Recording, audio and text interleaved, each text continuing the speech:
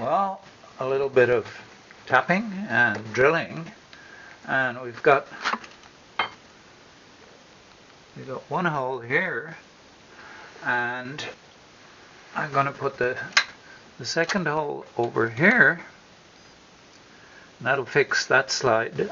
I'm going to have to make a bracket to tap and drill somewhere around here. This is the cross slide for the y-axis.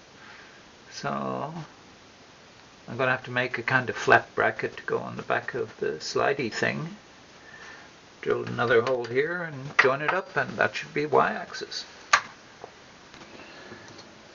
Okay, to connect to the y, we've got something like this. But the problem is when I put it up against the machine, there isn't enough clearance at the back. So I'm going to have to make a couple of spacers, something like these, to stand it off. So here's the y-axis in place.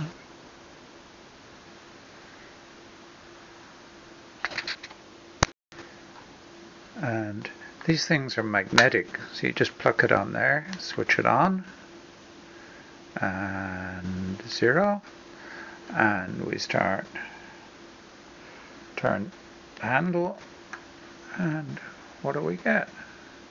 Yay, numbers!